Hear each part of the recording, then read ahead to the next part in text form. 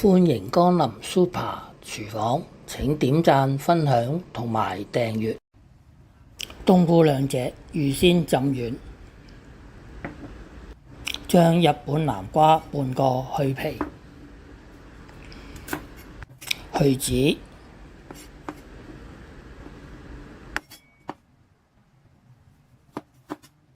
將啲南瓜切開一片片，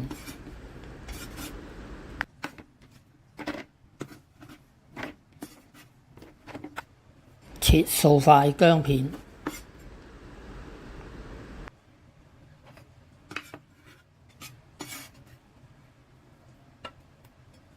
煲一大鑊嘅水，水滾啦，放啲豆腐卜落去，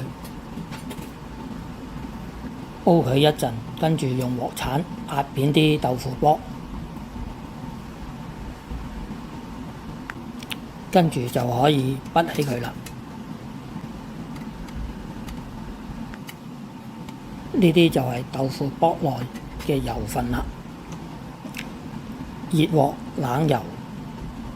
放啲薑片落去，開大火爆香啲薑片，放啲冬菇條落去，炒佢一陣，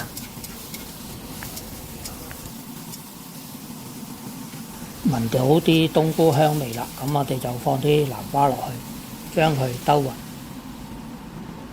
跟住就加少少水，將佢焗一陣。喺呢個時候，我哋處理飛咗水嘅豆腐卜，將豆腐卜一個切開兩個，見到啲南瓜同埋冬菇已經煮好一陣啦，咁我哋就放埋啲豆腐卜落去，將佢炒勻，跟住就冚蓋轉中火，焗佢大約10分鐘。好快已經過咗10分鐘啦。咁我哋就加入少許嘅鹽，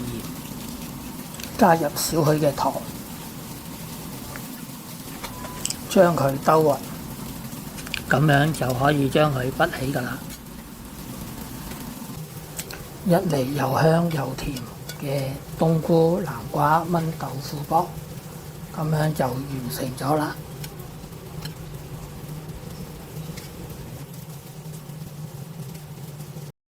睇完片之後，記得俾 like、分享同埋訂閱。